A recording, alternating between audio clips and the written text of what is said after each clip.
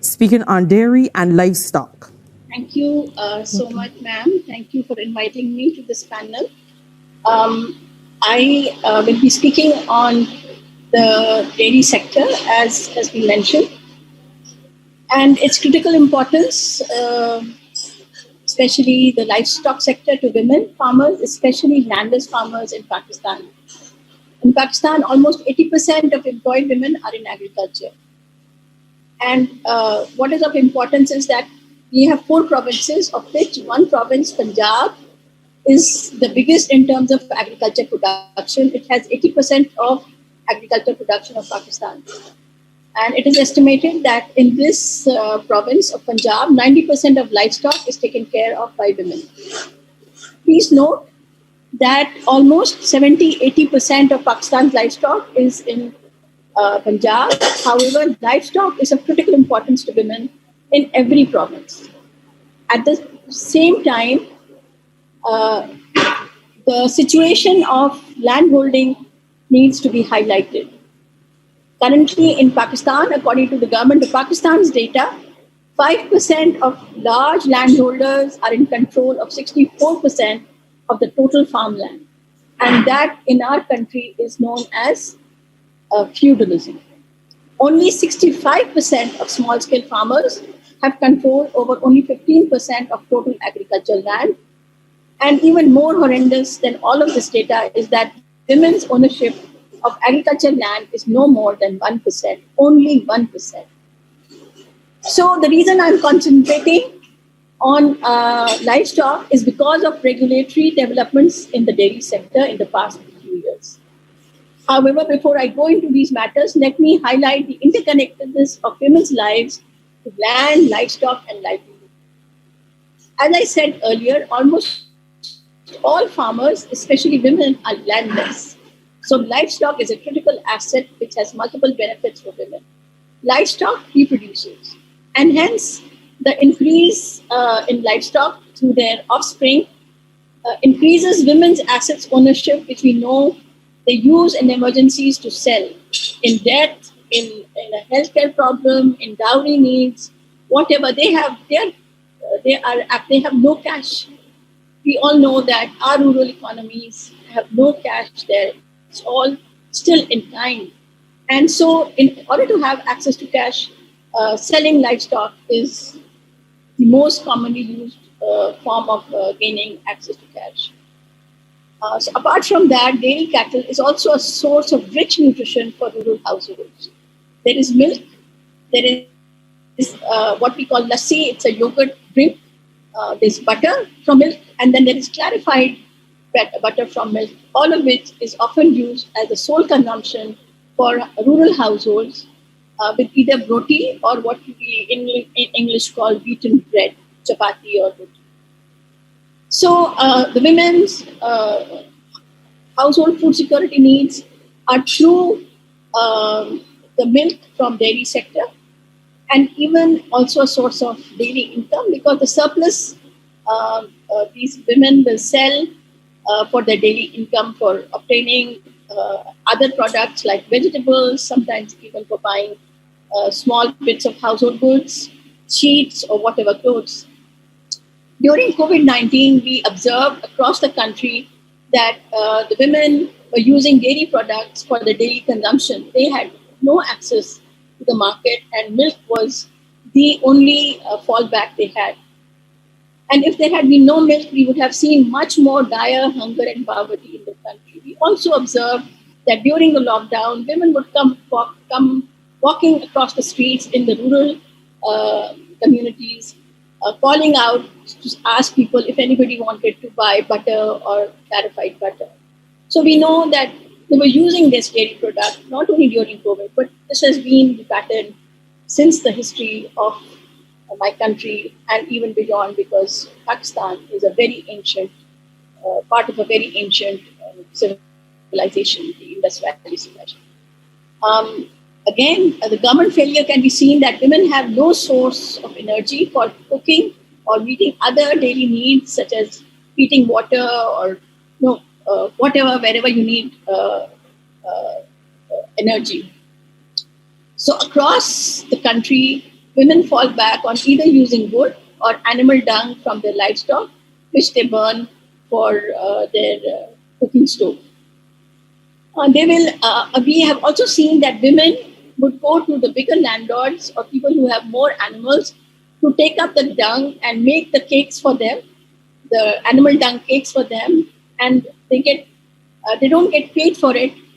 They keep half the dung, the cakes for themselves, and give it back to the owner, half of them.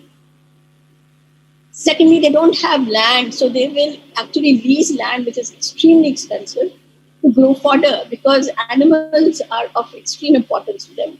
1 acre of land will yield about fodder for about 8 livestock. So again, I make the point that land, livestock, and livelihood are closely connected to women's daily lives. The forces of feudalism and patriarchy have made it very difficult for women to access either decent livelihood or even food security. And since trade liberalization in the 1990s, with the onset of neoliberalism, especially the formation of the World Trade Organization in 1995, things have become even more difficult. One can say it is the final straw on the camel's back. The government of Pakistan has implemented pure food laws since 2011, replacing older laws from the 1960s. These laws are directly connected to the WTO through its agreement known as the Sanitary Phytosanitary Agreement, or generally just called the SPS Agreement. What does SPS has to do with livestock? These agreements regulate all international standards for trade, especially of products from plants and animals. So hence the livestock meat or the milk now has to comply with certain international standards set through the Codex Alimentarius, which is what the WTO recognizes as the body which will govern the international standards ordained by the SPS. In essence, such regulatory standards means that only mega corporations like Nestle, Friesland Campina, and others meet the set standards according to the pure food laws. So now, just before COVID-19, the government of Punjab, which also complies with the pure food laws, has said that by 2022, they will ban sale of all loose milk or fresh milk in the markets. What does that mean for women? What does that mean for all our small farmers? It means that they will lose meat, access to meat. They will lose access to cash. They will lose access to nutrition, milk and other dairy products. And they will also lose access to a form of energy which is there for their food. A farmer in the northern parts of Pakistan just said to us in a meeting, so how do we eat our food? Do you want us to go hungry? Do we eat meat raw? What is the government of Pakistan asking us to do? And so that is exactly the sentiment across the country, and the people's movements, the farmers' movements, especially the women farmers' movements, have stood up and said that we will not allow the implementation of the Codex Alimentarius standards on dairy products. Please note that this is not the only diabolical agreement within the WTO. The TRIPS agreement also impacts the livestock sector because the semen of the livestock is now being traded by big countries like the United States and across Europe and even New Zealand and Australia. And we will see the same history of losing our indigenous seeds to be repeated with our very, very precious ancient lines of livestock. We have some of the most precious genetic resources in our region in Pakistan. Now, if they start using the TRIPS law against the semen of livestock, the same thing will happen in a very few years. In a matter of 5 years, we lost indigenous seeds in my country. And the same thing will happen with the SPS. What does it mean? It means that mega corporations will control milk, they will control butter, they will control clarified butter, and also fodder and fodder seeds. I will just give you a very small example, and that is that due to the European and the American markets, regulatory systems, they are saying about 10% of ethanol has to be used in fossil fuels, in the gasoline which they put into their cars. And a country like Pakistan, which is extremely water deficient, is now growing sugarcane crops all over the country so that they can make ethanol out of sugarcane. So we are losing land to food. Sugarcane is extremely high on water consumption. And who will lose? It is the women, because they will not have access to land. They do not have access to land in any case. And now, because sugarcane stands for a whole year, this is even further problematic. So when we talk about the SDG 5, when we talk about attaining SDG 5, how can we attain SDG 5 when we have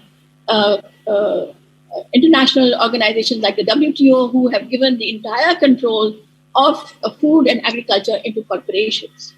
And we know that there is a big movement right now in India, in many of the countries, and also against the UN Food Summit. For this very particular reason, that the corporations are being given so much importance. So a set of recommendations from the women's movement in Pakistan, from the farmers' movement in Pakistan, is that women farmers are the guardians and caretakers of livestock through ancient times, and this needs to be absolutely safeguarded. Second, women must be given, there has to be an equitable distribution of land with women in the forefront of being the beneficiaries of equitable distribution. We are asking farmers' movement to push for food sovereignty and debunk the private sector, the corporations, who are emphasizing that they need to control food and agriculture, especially the livestock and the dairy sector. We need to, of course, build the people's movement, the women farmers movement, but I would like to say that almost the criminalization of farmers across the world, especially in Asia, has been a real problem. And that means that women who also are faced with patriarchy and feudalism, need to further go back. Women in Pakistan are already so cut off into private spheres. The crackdown on the government is further creating problems, and that is a major concern. And the government is doing this on the behalf of course, the corporations. We really demand that the government helps our small producers in transforming food systems that are based on traditional farming practices. That they need to promote agroecology and quit promoting neoliberal agriculture, which has now claimed not only lives and livelihoods of women farmers, but is also a major contributor to climate change, which is now a climate emergency. And in this week, we have seen the impacts so clearly. There is a key demand, of course, which I've already said, is equitable land distribution, but also seed sovereignty. Lastly, when we talk about the health of farmers, because they're saying that the milk sold by farmers is unsafe, is contaminated, is of poor quality, then how we have survived from the Indus Valley civilization to this day? Because in Pakistan and parts of India, milk is such a valued nutritional source. If it was unsafe, how did we overcome these many millennia of living on milk? So we are saying that people-led science needs to be used for safety and health standards of the people, and not corporate profit-oriented science, which is meant to grab control over productive resources, which include, of course, land, livestock, and seeds from farming communities. With these recommendations, I finish, and I urge everybody to look at the livestock dairy sector, which is being overrun by corporations from the northern parts of the world, and this will further disbalance the many problems that we already face in terms of equity, in terms of equality, in terms of women's rights, in terms of people's rights, hunger and poverty. Thank you so much. Thank you so much, Dr. Sayeed, for your informative presentation.